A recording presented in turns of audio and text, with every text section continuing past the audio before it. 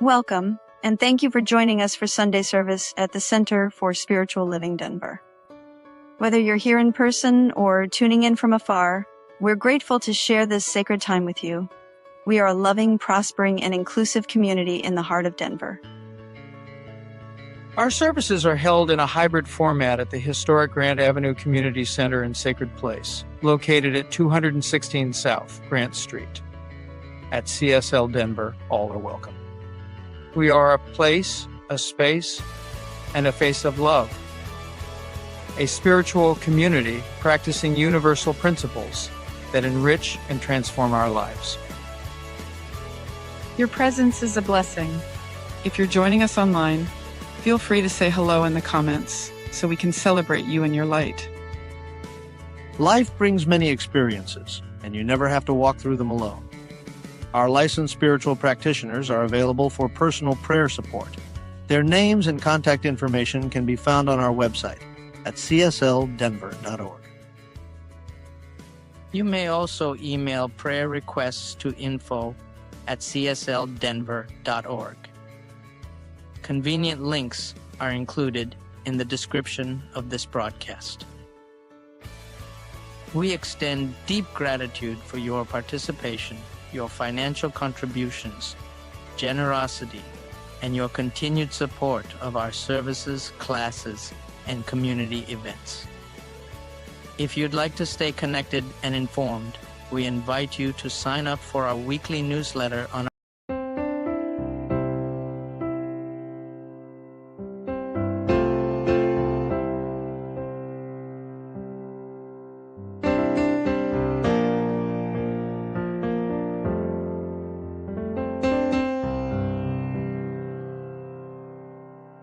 There is a garden where dreams come true,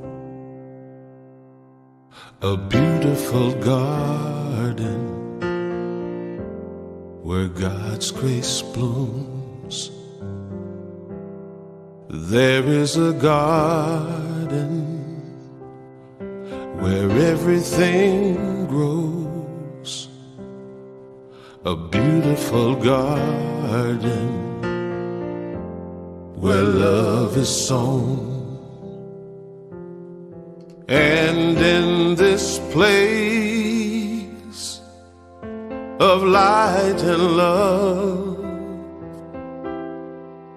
you can have anything that you're dreaming of. There is a garden where dreams come true, a beautiful garden. That garden is you.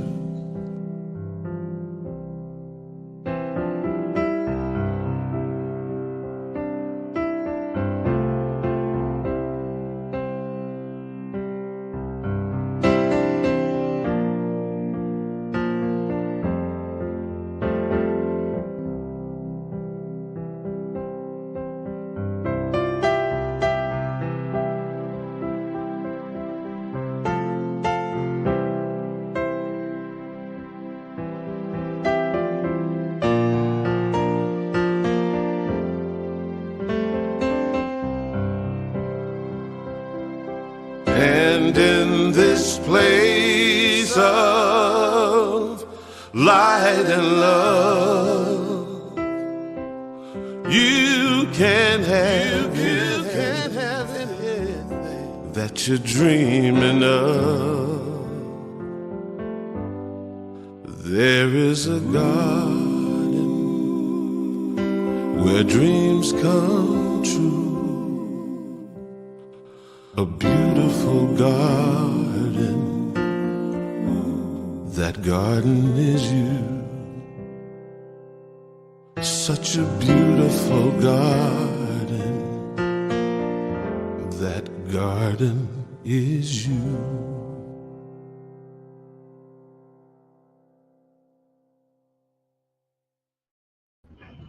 Good morning, everyone. My name is Teresa Cardenas. I'm a practitioner emeritus here at CSL Denver.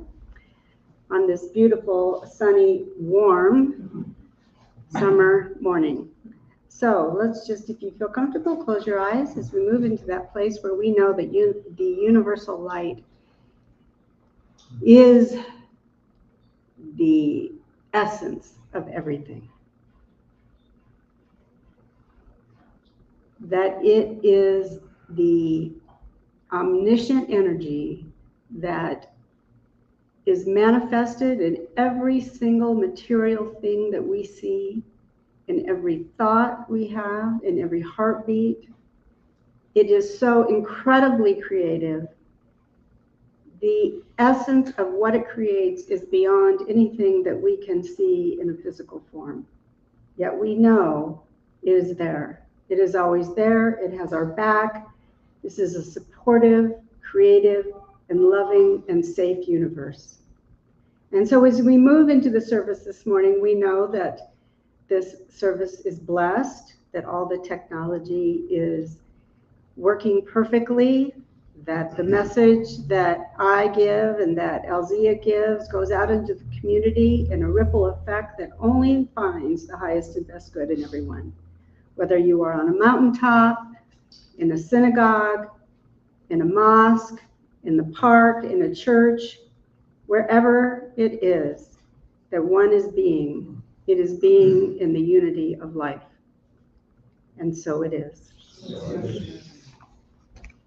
The reading this morning comes from a website called heartfulness.org and was an article written by Najin Khorasani called Remembering Wholeness.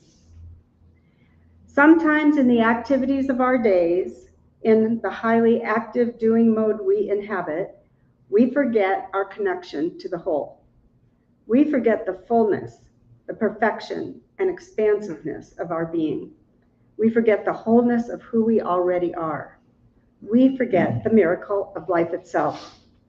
At some point, everyone saw something magical in us when we were first born. Our very existence was considered a miracle, from conception to birth. The first time we opened our eyes was celebrated as if the sun had arisen new. Our first smile was an embodiment of pure joy for our parents and loved ones. So what happened? Did we forget the beauty of life as it flows within and around us? Did we lose our sense of reverence for existence? Do we see each movement of our bodies as magical? Even on our worst days, we remain miracles on this earth. Our bodies, our minds, and the life force that breathes and moves us are absolutely glorious. Do we feel the miracle of waking up every morning? Can we recognize its grandeur and lie in awe and appreciation before making any move? Can we allow this awareness to fill our hearts with boundless gratitude and simply savor it as we awaken? Is our natural response to sit, even for a moment, in silent appreciation for this miracle we call life? Perhaps this is what we can focus upon awakening each day. And as our day unfolds, we can bring ourselves back again and again to our connection with the source, to our wholeness, constantly reminding ourselves of who we truly are, of the divinity within us. What if this were our practice throughout the day, to consciously dissolve the mind-made boundaries that separate us from everything and everyone? As we walk, talk, and engage in daily activities, we would consciously immerse ourselves in this remembrance of unity. Awakening to this wholeness is true healing. All suffering stems from the illusion of separation, which brings feelings of fear, worry, unworthiness, and inadequacy. With an attitude of oneness, we would realize we have already arrived at our destination. We are one with the source of everything. There is nothing and no one we must hold on to to feel complete. We are already whole. The absence of this wholeness is merely a construct of the mind, an illusion we can dissolve at will with awareness. We recognize our internal and omnipresent nature. We see that time and space, too, are constructs of the mind, illusions shaping our perception of existence. As we bring more awareness to this truth, the stress of constant doing fades. This does not mean we stop taking action, but our approach to action changes. Our actions arise naturally in response to life rather than from a sense of lack. We no longer act to attain something, for in wholeness there is nothing missing. Our actions become desireless, free from attachment to outcomes. Our days may be filled with activity, but we do not feel busy. We are not rushing from one task to the next. We give ourselves fully to each action as it arises, staying with it until we feel complete. Then another task may call our attention, yet in each moment we are fully present and fully engaged. And there are also moments when we could simply allow ourselves to be, to rest in the fullness of existence, to feel the beauty and miracle of life in connection with the whole. Remember that you are the universe. Breathe it in. I am the universe. There are also moments when we could simply allow ourselves to be in the beautiful and miracle of life in connection with the whole. And Ernest Holmes reminds us of this in his quote, "There is that within every individual which partakes of the nature of the universal wholeness, and, insofar as it operates, is God. We are so one with the whole that what is true of it is also true of us." And now for music from Susan Clark in a song called We Are One in the Spirit, written by Devotion. Hello, CSL Denver. Susan Clark with you to provide the music for your service once again. I decided I'd play guitar on this one just to remind you that I still play guitar. I picked out a song called We Are One in the Spirit, and it was written by Robert Anderson, performed by a duo called Devotion. Away, away, away, away.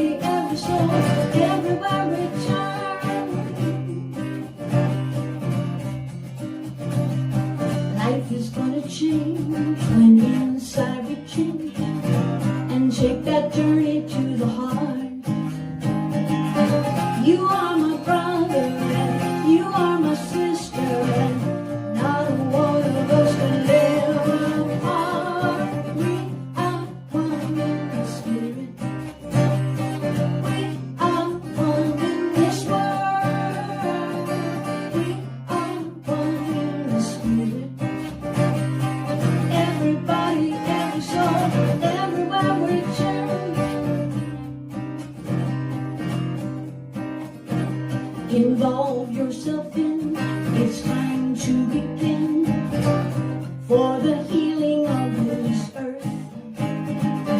Many small steps here and millions of feet now can carry everybody to rebirth. We are one in the spirit. We are one in this world. We are one in the spirit. Everybody, every soul, everywhere we turn. Away, away, away, away, away, away, away.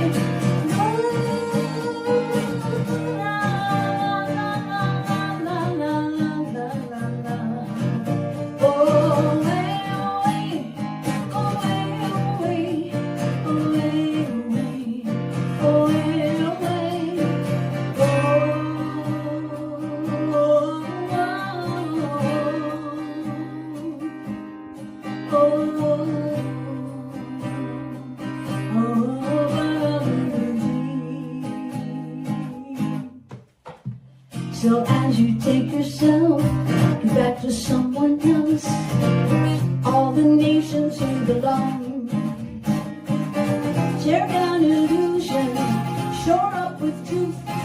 You and I will sing a worldwide song. We are one in the spirit. We are one in this world. We are one in the spirit. Every woman, every man, every boy and girl. We are one in the spirit. We are one in this world. We are one in the spirit. Everybody, every soul, everywhere we turn. Away, away, away, away, away, away. Away, away, away, away, away, away, away,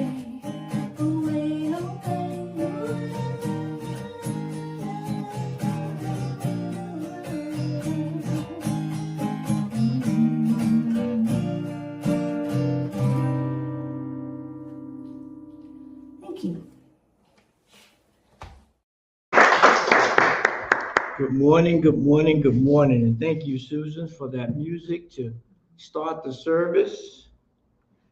I want to begin with the welcome as always. Good morning and welcome to CSL Denver, a place, a space, and a face of love, a spiritual community teaching universal principles and applying ancient wisdom to empower our lives and the lives of others. And today is definitely a day to be empowered, I think. Empowered in a way of looking at life that allows us, encourages us to be whole, to be whole. And what we're looking at in today's talk, as we continue to look at this whole thing about embracing wholeness, we want to talk about, look at, examine, turn upside down what we believe about wholeness. Now, I'll be honest, I had to do some shortcuts because that's like a dissertation trying to explain what we believe about wholeness. Because there's so many different ways to look at it and slice it and dice it, if you will, that it would take pretty much a lifetime to really understand. But I think if we just take a couple of points, which I'm going to bring up, to look at how do we ground ourselves into this idea of wholeness, I think we'll all leave here today with a new perspective on who we are and what we are, and even maybe why we are. But before we do that, let's just go within and call forth the Spirit to pervade this room and to awaken us to the truth of who we really are. So, Infinite Spirit, the source of all life, wisdom, and understanding, we pause in this moment called now to reflect upon who we are. We open our hearts, our minds, and our very souls to be receptive and the everlasting containers of the Spirit of the divine. May every thought today be one of clarity. May every idea be an anchor in the truth of who we are. And may everything we do be an action to create wholeness. And so we affirm that right here, right now, that each and every one of us are anchored in an everlasting truth of oneness, of wholeness, of connection, of relationship that makes the one possible. And so it is in that understanding that we release this idea of being exactly who we are so that we can continue to be the unique, divine aspect of God that we are. And so it is. Amen. And so, I was thinking about this topic, and the first thing that came to mind was this idea that We live in a world that kind of cultivates this idea that we are incomplete, that we're not whole, that, you know, that we're broken. And it made me think, you know, we often, or I'll say I may reflect for somebody else, but for, you know, it's often this idea like a cell phone, we always waiting for that next update, or we got some self-help book, or we got some other thing we need to do to be or feel whole and complete. Now, I don't know about you, but if I was to live my life waiting on the update from the phone company, I'm gonna be in real bad shape, because sometimes they start and they don't complete. Sometimes they update it and now I got to cut the phone off because it won't restart. And we get caught up in this idea of waiting for something or someone else to make us whole. But if we listen to the whispers from all the ancient teachings and spiritual systems and the gurus and the mystics, they all echo the same thing. You are already whole. You're already whole. And wholeness is not something we achieve or a destination. It is the nature of who we are. We're already whole. It's a truth that we allow ourselves to awaken to by dropping something. By dropping something. Because again, we live in a society that is predicated on you, I'm gonna just say it, somebody might get me, being a consumer. Consuming something to say who you are, whether it's a car or outfit, has nothing to do with wholeness. Wholeness is something that's already there, and I gotta drop something to realize it sometime. And you know, that can be hard. That can be hard because we've also been taught to compare ourselves to someone or to look for this elusive idea of perfection. I don't know what that is, perfection, because in an ever-evolving, infinite world, perfection is a fleeting thing. They first invented the car with that little crank in the front that you had to do some magic with to get it to start. And I'm sure a lot of people thought that was perfection after riding a horse and buggy for 30 miles. But now they got an electric car. You don't even hear, if you ever rode in an electric car, you don't even hear it. Perfection is ever evolving, which is very different from wholeness. Very different from wholeness. And so today we explore what it means to live from a state of remembrance to remember who we are. Already whole. Already emanations of the one spirit, the one thing that moves and has its being within us. Ernest Holmes said this, which I is part of what we believe. And he said, we believe in God, the living spirit almighty, one, indivisible, absolute, and self-existing cause. Now, if there's only one thing at the beginning, and there's no competition with that oneness, then everything is a part of that.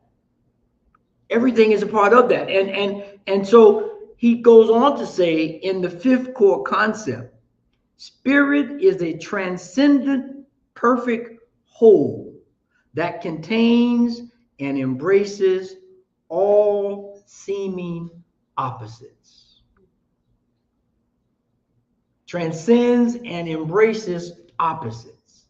Because when we live in a world like we do right now, we're always pitting one side against the other.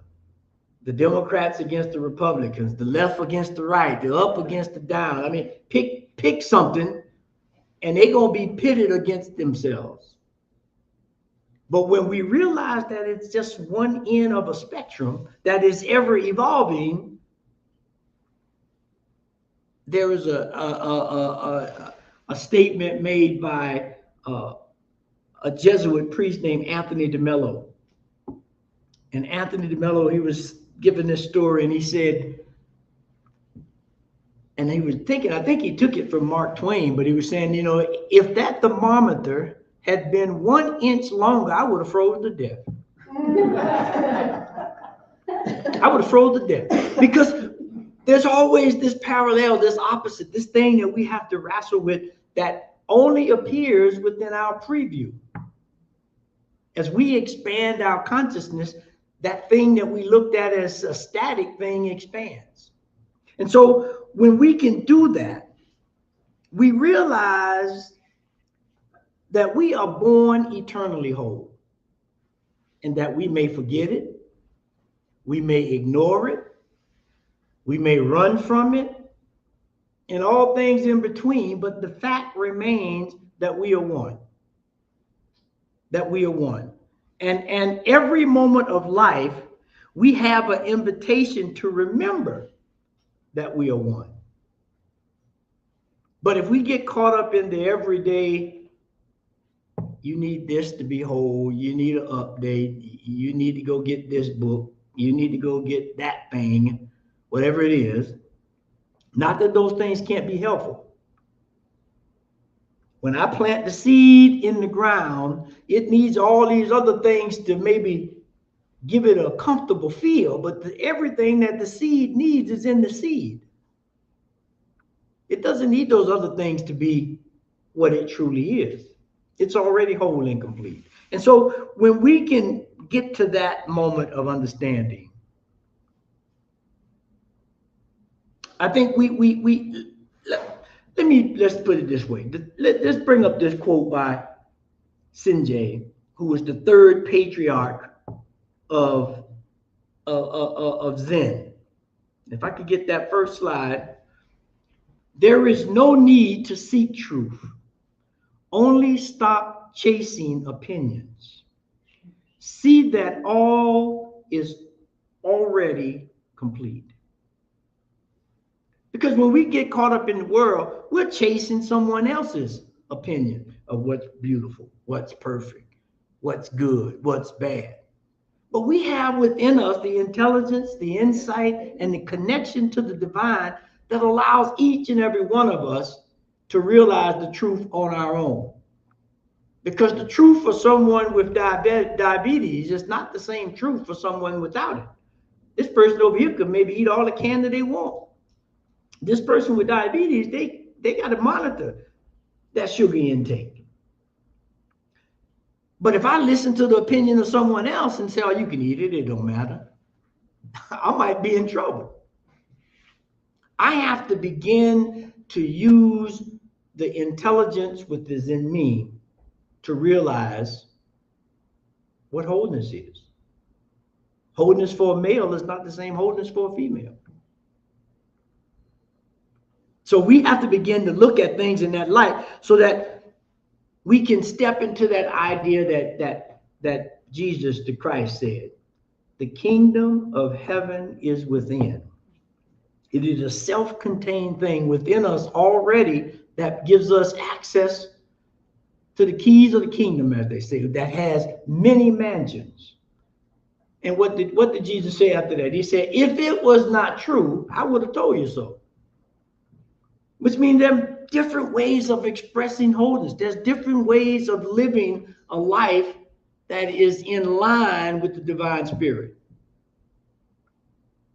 Now, a question, how many of you have thought, I need just this one more thing? Whatever that one more thing is, I just need one more degree. I just need, one more job. I just need one more bank account. Then I'll be whole. Then I'll be good. Then I can live my life. while life is going on all the time. Never stopped. Never stopped. And so, thus, when we look at wholeness, alignment is at the very core. You know, our founder, Dr. Ernest Holmes, has some great quotes, but I don't think one is any better than the one he said in this regard. A house divided against itself cannot stand. That's wholeness. That's true wholeness. If all the pieces are divided against each other, the house can't stand. Very simple, very clear. And that's what we have to begin to do. We have to integrate, if you will, and align with all the parts of ourselves. That's what this body represents. Bunch of pieces come together as one whole. Ernest said his teaching was the idea of including or putting in alignment all the truths of religion, philosophy, and science. Three supposedly totally different subjects that he's saying to be whole, we have to bring all that together. To look at ourselves at a physical, mental, emotional, and spiritual level. That's wholeness. Have you ever been successful in one part of your life and the other part's been falling apart? And you try to figure it out. Well, I'm doing so great over here. I got a good job. I'll get good pay. Boy, my relationships are really bad right now. Wholeness is the idea of alignment. All those things have to be in alignment. And when we can begin to step into that, we can get a great picture, I think, if we look at 1 Corinthians chapter 12, verse 12, that says, for as the body is one and has many parts, and all the many parts of that one body are one body, so also is Christ. So also the various parts of ourselves come together as one, against nothing, working together, understanding. You know, if any of you have seen Tai Chi masters or martial artists, when they have this whole idea of when something pushes, they pull. When something pulls, they push. So there's no friction going on. It's just a continuous flow of moving from one thing to the other, reading the situation and understanding there's a wholeness. When that doesn't happen, something breaks. If something's pushing and I don't go with it, there's a break somewhere. There's a break. And so when we look at wholeness, things may get out of alignment, but they don't break. They just need to be put back into alignment. Put back into alignment. And so I think if we take a moment and just ask ourselves, how do we ground ourselves in this idea of wholeness, which can be expressed by so many metaphors, by so many stories, it's an endless way of looking at something. To me, it reminds me of a kaleidoscope. Did anybody have a kaleidoscope when they were kids? It was one thing that was contained in it, one set of rocks, and every time I turned it, a whole different picture, if you will, of that one thing revealed itself. Neither one of them right, neither one of them wrong, neither one of them perfect. It is. And so if we can ground ourselves, I believe, in these three ideas, I think we will be in a great position to move forward in a word I think that is sometimes overused, and that is this word called authentic. If I hear the word authentic or authenticity one more time, I'm gonna write to Random House or Merriam-Webster, say, please take that out the dictionary, because it's overused and it's used, I think, in ways that does not really promote wholeness, which is one of the ideas that it's trying to do. So the first thing that we want to do is, we talked about it a bit there, but we want to make it more explicit. Wholeness is not perfection. It is alignment. It is alignment. And when we can buy that, Esther Hicks says this: with the right alignment, everything you want makes its way into your experience. You are the keeper of your own gate. When you think about alignment, if I align the gears and the clutch in the car, it just does what it's supposed to do. I don't have to make it do it. There's a way of allowing these things to happen when you are in the right alignment. So the question is, what does it take to be in alignment? Well, we're gonna get to that point, but that's the key point.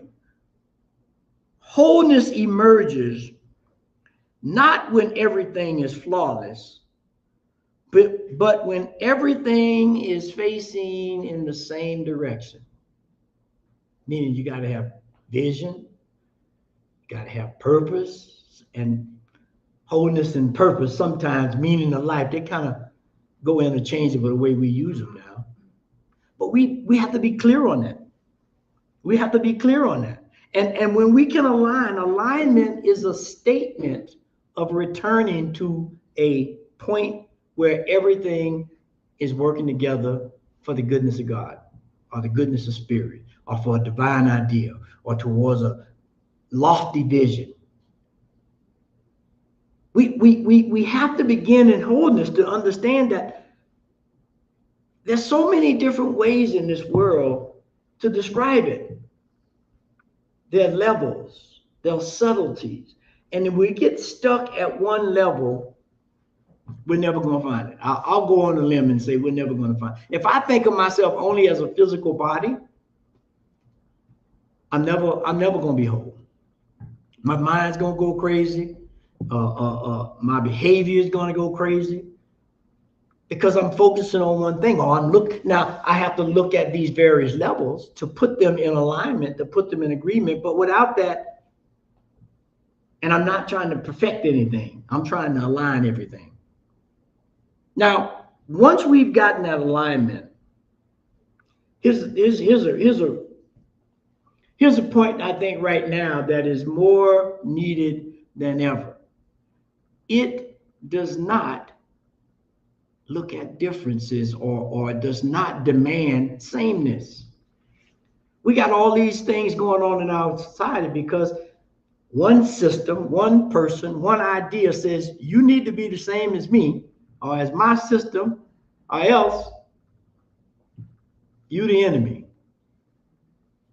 You are separate from me. And the house divided can't stand.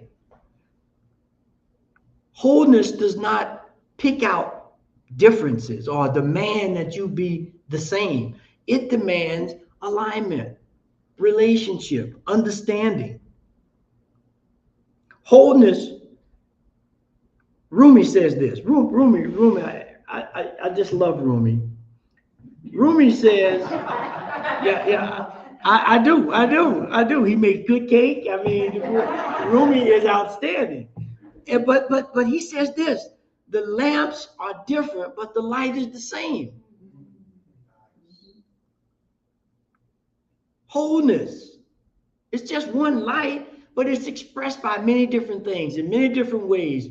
And one light that I use in a cave might not work when I'm out of the cave. Difference between spotlight and floodlight. We have to begin to understand that it is the differences that allow us to be whole, to express what we truly are. One thing, indivisible. Wholeness demands, in that regard, that we embrace the shadow, that we embrace our fears, our guilt, our faults. Most of us, self included, we run from that kind of stuff. I don't want to think about when I didn't do ABC and I'm guilty about it. We want to hide that, but I need to embrace that guilt to align, to understand how to maneuver, how to deal with the life of wholeness, because that's part of life. Guilt and shame and fear and doubt, and that's a part of the wholeness of life. But when we forget that and we start, wanting everything to be like me, that way I don't have to be guilty. I don't have to feel the shame because you're just like me. That don't work. Does not work. Wholeness then is not the idea of comparison, but wholeness transfers comparison into transformation. It allows us to transform just by doing that. And then the biggest one of all,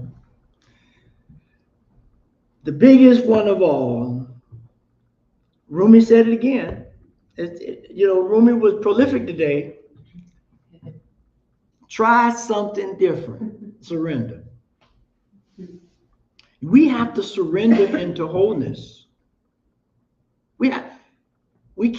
You can't make your heart beat. It beats because it's part of the whole thing, and it just does what it does. And I have to surrender to that. Surrender is the hardest thing we have to do in terms of finding our wholeness, of being whole. Not finding, revealing, or aligning, because it's not lost, it's already here. I don't need to find it. I need to allow it to be. I need to surrender to the idea to allow the oneness of all there is to shine through. How hard is it to surrender? Have you ever tried to really, really surrender? I give you an example of what it's like. Everybody has probably seen the circus or gone to the circus or something to that effect. Surrender is the idea or the actuality of being a high wire trapeze artist. At some point, you got to let go and trust that ring, that rope, whatever it is that's coming at you is there for you to grab it. You have to surrender completely. You can't get halfway. I'm going to hold on to the other and get here, because most likely you're going to fall.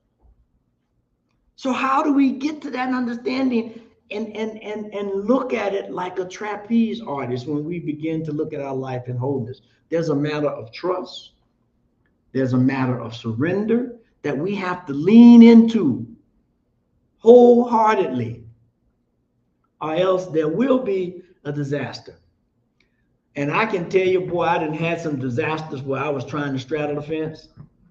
I was trying to be, over here and over there at the same time. And at one point, I either had to commit or I fell into problems. And I would suggest that many of you can find the same thing. We can't go through life. Well, you can. I would suggest that you don't go through life with your emergency brakes on. And that's how we live life a lot of times. We got the emergency brake on and we moving, but we are grinding and going slow. And when we really need to stop, it's difficult. So we can begin to understand what it means to surrender when we look at a trapeze artist. Of what it means to surrender, to trust, and to let go, and allow the wholeness that is already there to reveal itself. There's a story I want to tell just to make this point as we close. There is a movie out called The Odyssey, just started the other day, of Odysseus trying to get back home. Now, home is a synonym in a lot of cases of wholeness. How do I get back home to my wholeness?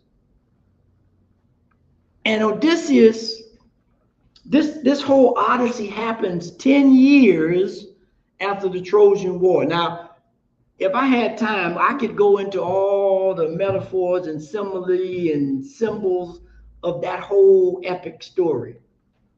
But we know 10, from a numerology place, is completeness. So he had 10 years after the war, he spent another 10 years trying to get home, trying to find that wholeness. We have that same stuff going on in us right now, trying to find wholeness. And when we look at the story, there's all these things, there's disasters. He goes out to sea and there's disasters and there's supernatural powers and all these things to distract him or to encourage him or to cause him to ponder or cause him to surrender. And that's our story. That's our story. We have all those same triumphs and all those same failures and wanderings and going abouts, that we are the story of the Odyssey. The Odyssey is to get home, to find yourself, to be the king of the castle, of the kingdom. And so I think one of the greatest things in Homer's insight when he put this together, beneath the monsters, storms, and divine interventions lies something far more intimate. The story of a human being separated from everything familiar and forced to find his way home. Ultimately, it is not a story of conquest, but of endurance, identity, and the search for meaning and wholeness. We are at a time forced into unfamiliar waters. Right now, we're in unfamiliar waters.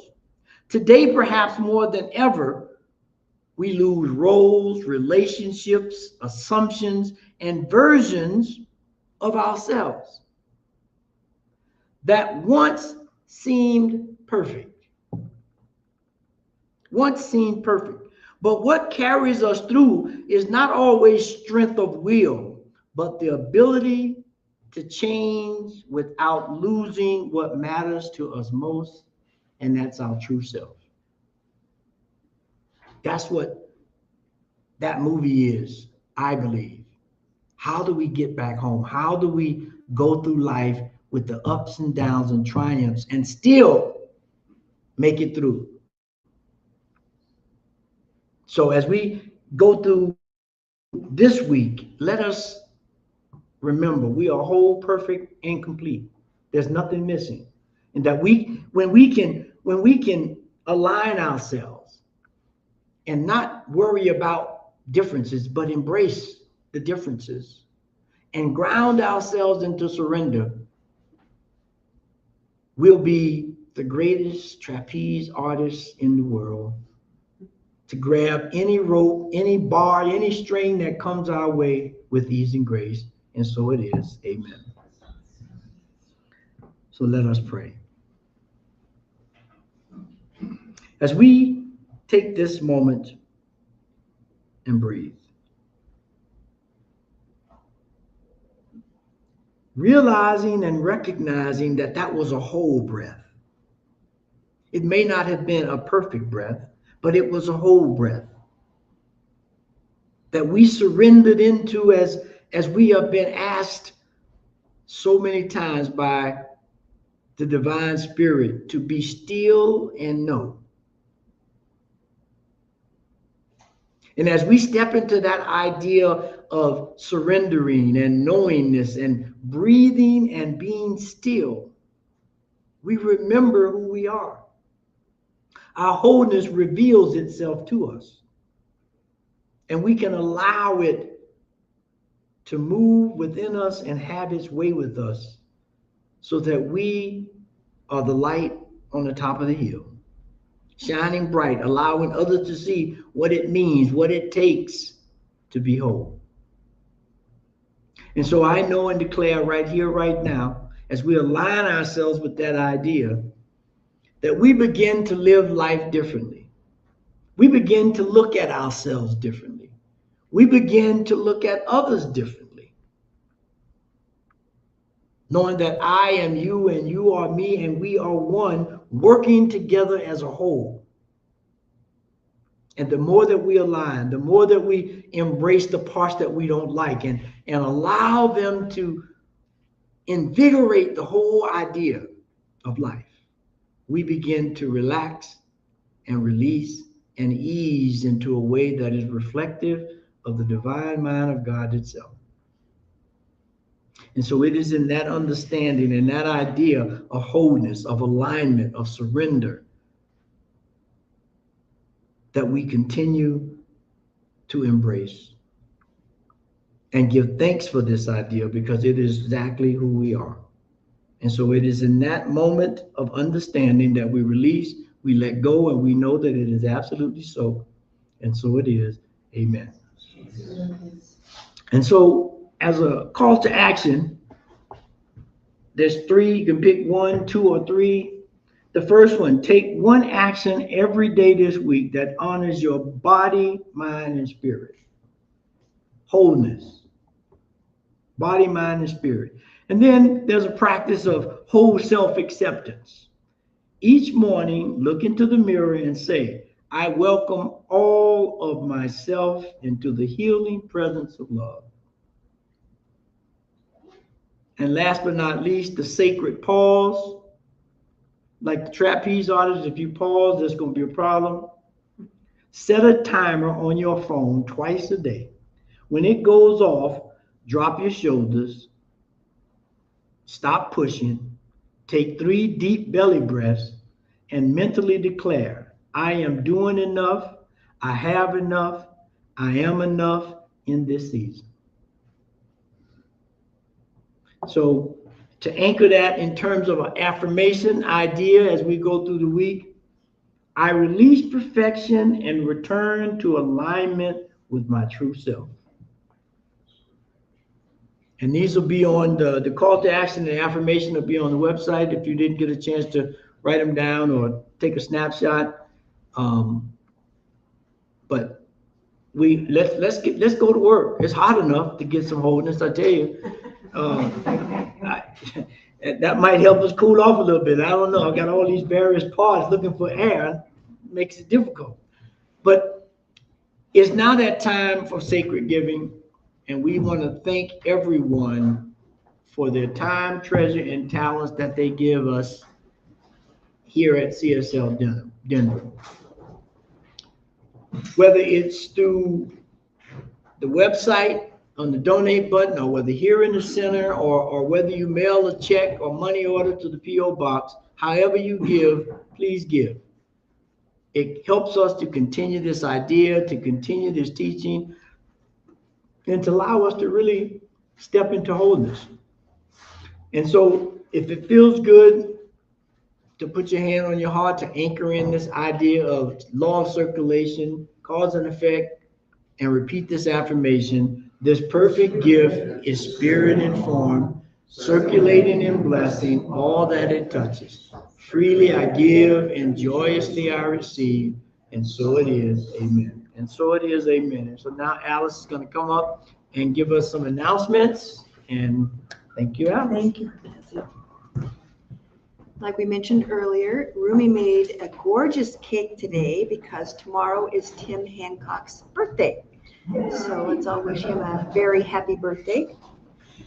We still have a couple of the July-August Science Mind magazines available for sale. As Bob and Jerry have attested, we have one. Oh, yay, we have one left. You can purchase it for $10. And as Bob and Jerry have said, that the weekly or the daily readings are by Dr. John Waterhouse, a previous spiritual leader of CSL. And he is the author of, and his topic is on Ernest Holmes' What We Believe. And it's very, his daily readings are very powerful. So get it while it's hot. And today, right after service, we have our Divine Dialogue. So please join Reverend Elzia and the CSL Denver practitioners for a Divine Dialogue right after our service. Jerry Hodge, one of our emeritus practitioners, will have facilitated a discussion on the 4th of July and Independence. So there's still some cake left, so we'll have coffee and tea and whatever else you want, and some cake. So mark your calendars. Our next community cafe is next Sunday at 10 a.m. And as you know, our community cafes, it's bring a dish to share, bring a friend to share. And this one is going to be Reverend Elzia will be sharing his information about the science of prayer and prayer beads. And it is we will discover the ancient wisdom and modern neuroscience behind prayer beads in this hands-on interfaith workshop. Explore how bead traditions evolved across Hinduism, Buddhism, Christianity, Islam, Sikhism, and New Thought, and why specific bead counts 108, 33, 59, and more carry deep symbolic meaning. Learn how repetitive prayer affects the brain, breath, and nervous system, and then we will create our own set of prayer beads. So if you have any beads at home that you want to bring in for yourself, that's fine. We will provide some for a prayer bracelet. Let's see, like I said, bring a dish, bring a friend to share, and we will just have a wonderful time that we always do. Curiosity Corner, I went and got some new Ernest Holmes books and other books. They're not here today, but they will be here, probably not at Community Cafe, but the first week in August, I'm sorry. And so but we still have a lot on the table, so help yourself and take a look. And we are so blessed to have New Thought Media Network and Diego as our Sunday service producer. We invite you to go to www.ntmedia.org and check out what they have. There's something for everyone. There's over 40 hours of stuff that's just, if you need some enlightenment or support or whatever, it's all there. And we are so truly blessed by everyone who has chosen to support CSL Denver by showing up on Sundays or watching our services online. We know that as we move through the rest of this year, we're more than halfway through now, the Divine Beloved is guiding and loving each and every one of us. So thank you for joining us. And now let's close out with Denise Rosier singing Love is Everything. Thank you. It's a power that moves like the mighty seas, a peace that brings wars to cease. It's the voice that calls us into being. Can you hear it? Can you hear it? It's the joy that makes a songbird sing, a word that every language speaks. It's the name that is above all things. Oh, say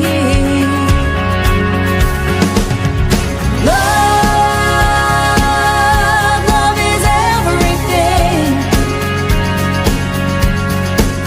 It can't hide, be pushed aside.